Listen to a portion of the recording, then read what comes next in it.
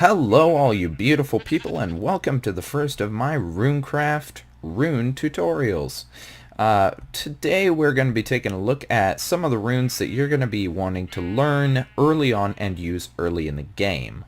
The first one that we're going to be learning is the Power Pick. Now, I'm going to mention later that it can also be used on an axe to different effect, but we're going to start off on how to build the rune and its effect when used on a pickaxe.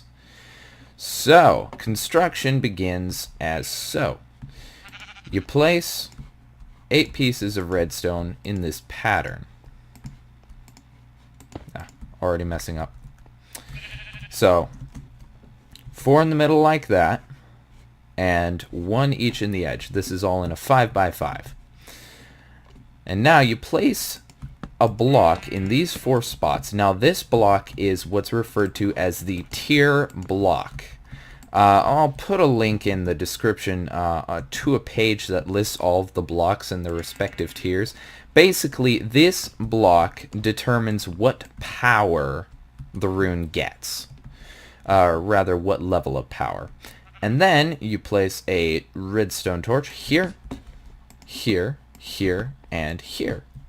And then all you got to do is take your iron pickaxe, or better. All runes applied to tools, I do believe, can only be applied to iron tools or better. So, no spamming stone pickaxes. Alrighty, so you right-click in the middle right here, and it consumes your rune. Now what you end up doing after that is you go up to any wall of blocks at all, and what the power pick will do is it will mine a 3x3x3 around the spot that you mined. So if I mine the center block here, it's going to destroy all of the ones that I just placed. And that is the wonders of Power Pick. If you want an example of how much you can get in a short amount of time with Power Pick, go ahead and swing on back to my first episode of my Let's Play on this server, and it kind of gives you an idea a little bit as to just how much stuff you can pump out with one of these runes. Alrighty, and as I mentioned, you can also use this same rune with the exact same construction, any tier, just like Power Pick, and you can apply it to an iron or better axe by clicking in the middle. And now you see right there, power axe accepted. This type of axe will now fell a tree. So gone are the days of having to go up into the tree to cut down the whole thing. You can just simply hit the bottom block and the top one goes. It will break all leaves adjacent to the logs, but it won't break anyone's out from that. I don't know if that'll be changed in the future, but it might not. As it stands, it's a really handy rune, especially with trees like this that have blocks off to the side. You just whack a bottom block, and unfortunately with dark oak, it does leave these 4 blocks. You just kind of knock those out, and then you're good. So now, on to the next rune. Alright, so the next rune that we're going to address is very similar to the Power Pick. This is the Power Drill. It's kind of a more focused Power Pick. You start off with 4 redstone torches, just like that, 2 pieces of redstone in the corner, and your tier block in the other 2 corners. So it is a little cheaper than Power Pick. You go ahead and right-click the middle with your iron pickaxe, and it'll say Power Drill Accepted.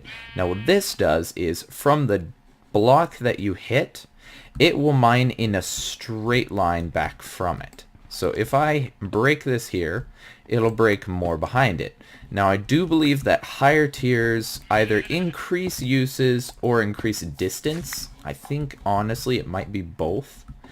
But I will double check and honestly probably slap an annotation in there to clarify for you. And now on to the next one. Okay, and the next rune we have is the Flight Rune. This one is perhaps one of the most useful runes in the entire mod. All you gotta do is take your tier block, put it here, here, here, and here, and then one here. You gotta place some blocks to get that up there, but you'll need to get rid of those. And then you place a redstone torch on top. And then, when you want to use it, you right-click in the middle of these. You can click on the ground or on those. And it will apply flight to you. I'm not going to click this one because I actually have lapis tier flight on me, and that would actually get rid of hours of flight. But when you do it, basically it gives you the ability to fly around just like as if you're in creative mode, but with one added bonus. You can fall from any height and you're just fine, so long as the flight rune is active. When your flight is running out, it will let you know in chat before that happens, so you ought to be fine. So, on to the next rune. And the next rune on our list is the Endurance rune. This one is handy for, honestly, really any time you're going to be going into a fight. This rune is done by placing a tier block here, which determines how long it lasts. The effect of this rune, 4 torches, is that it increases the amount of invulnerability time you have after each time you take a hit. So that's how you build it. You put your tier block there for normal torches. Very important. Normal, not redstone. And then you put 6 redstone dust around it in that shape. Of course, it can be rotated 90 degrees, but that's about it. So you right-click the tier block with your fist. This is applied to you, or to your skin, I guess is what they call it. But that allows you to, as I said before, be a little bit more tanky because you won't take as much damage. So that is the Endurance rune. And also, something I forgot to mention earlier is the thing that is really important to know about Power Pick, and there you see my Endurance rune running out. So tier 2, which is what logs are, does not last very long. So, important thing about tools is they will only mine blocks of the same ID number or same, I don't know what Mojang is changing it to, but what used to be the same ID number, it'll only mine blocks of the same ID number that are clustered together. So if you have like some cobblestone here and a little bit of stone there, and use a power pick and you break the cobblestone, the stone will be left untouched. So that's just something important that I figured you guys should know. That also means that when you're mining out an ore vein, it'll only get the ores and it won't break surrounding blocks. So, alrighty, on to the next rune. Alright, so the next rune up on our list is the Identifier. This one is handy for knowing what enchantments you have through Runecraft on your tools, your armor, or yourself. So what you do is you place 2 glass blocks, one on top of the other, and a ring of redstone around it. It's very simple to make, very easy, and it will help you immensely. It'll keep you from forgetting what you've got. You right click there and the redstone disappears, but the glass does not. So you can right click it with your hand, and so you can see how much flight I have. Oh dear, that's a lot of flight. So this is an example, like earlier I talked about in episode 3, I talked about how long lapis lasts when you use flight. I've already been on for a few hours, and I still haven't renewed flight since I recorded that episode. And that was yesterday. Haven't been on the whole time, but that's a long time. And also you can right click it with any tools. So that has power drill with 22 energy. I do believe you can click either block. Now one thing of note, you can break it with your fist, so be careful. But I do believe, if I'm not mistaken, that you can't break it with like a pickaxe or anything like that unless you use a sword. The thing about swords is they are the key to destroying most of the I can't think of what to call them. The block-based runes. Like, when you use up a rune, it leaves behind a block that does something. We'll address more of those later, but the Identifier is an example where the glass blocks stay. A sword is the way to destroy them, because the lore aspect of it is that the sword destroys the magic. So anyways, without further ado, let's go on to our last rune. Okay, and the last rune we have on our list for today is the Dispel rune. You make it by taking any tier of block. There are a few differences in what the different tiers do, and I'm already mucking it up.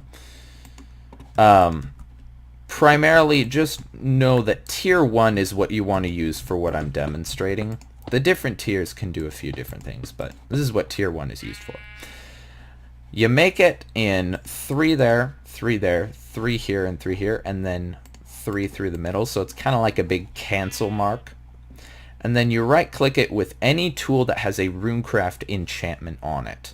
So you right click it there, it consumes the rune, and you see Dispel accepted, all magic has been cleansed from this tool.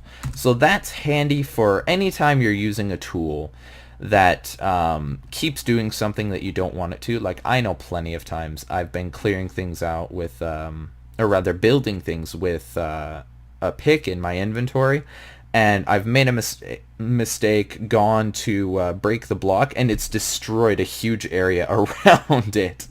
That's always frustrating, so sometimes it's good to dispel your pick when you're done with it.